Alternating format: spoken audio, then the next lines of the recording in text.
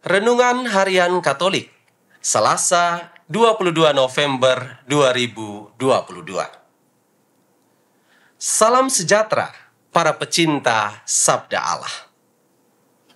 Bila Anda adalah penyuka musik gereja, maka Orang Kudus yang diperingati pada hari ini tentu tidak asing lagi bagi Anda.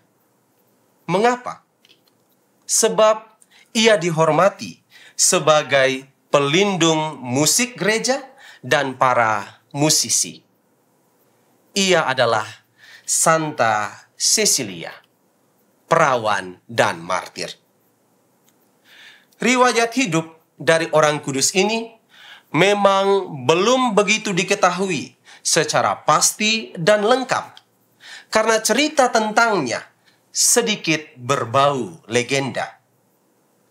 Namun, perjalanan hidupnya yang dijadikan sebagai madah pujian bagi Allah tentu tidak boleh dipandang remeh, karena mengungkapkan kesaksian konkret yang meneguhkan jati diri gereja hingga saat ini. Santa Cecilia adalah seorang gadis yang berusaha untuk mempertahankan kemurnian diri dan imannya hanya bagi Allah.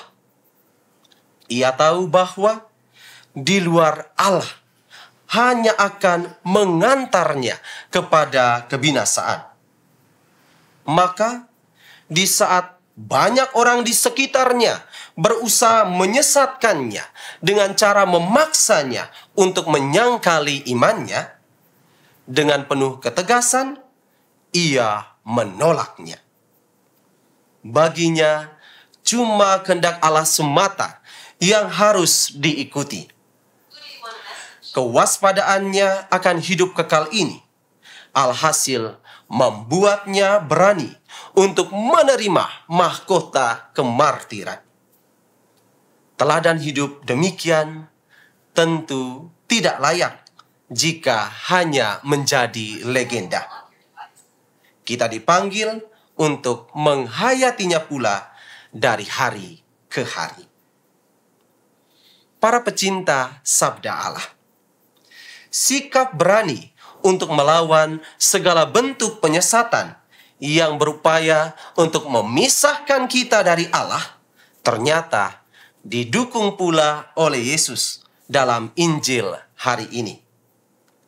Lewat penuturan Injil Lukas bab 21 ayat 5 sampai dengan ayat 11, Yesus menegaskan hal itu dengan terlebih dahulu memberi gambaran tentang suatu masa yang akan dihadapi oleh semua manusia. Masa itu sering dinamakan dengan akhir zaman, saat Tuhan datang kembali untuk menghakimi setiap orang sesuai dengan praktik hidupnya.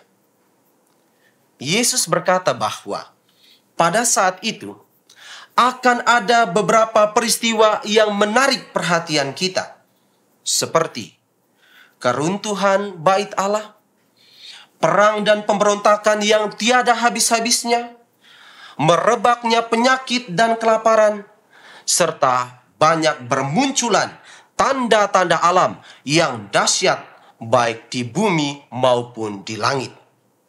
Semuanya itu belum pernah kita saksikan, apalagi alami sebelumnya, karena hanya akan terjadi bila kesudahan itu telah datang. Berhadapan dengan segala peristiwa ini, Yesus meminta kita untuk tidak boleh takut sedikit pun. Kegentaran harus kita tanggalkan dari diri kita, karena sama sekali tidak mencerminkan sikap seorang pengikut Yesus. Yesus berkata, "Waspadalah, jangan sampai kalian disesatkan." Artinya, yang harus kita tampilkan saat itu adalah keberanian yang ditunjukkan dalam sikap hati-hati agar tidak terseret masuk ke dalam berbagai pengaruh yang dapat membuat kita terpisah dari Allah. Yesus mengingatkan bahwa akan ada banyak orang yang berusaha menyesatkan kita dengan bujuk rayunya yang terkesan baik, tetapi sebenarnya membawa kita kepada kebinasaan. Orang-orang semacam ini tidak suka melihat kita berada dalam keselamatan, sehingga sebisa mungkin mereka memaksa kita untuk menyangkali iman kepada Allah. Maka berwaspadalah selalu akan segala rencana busuk dan buruk dari orang-orang seperti ini.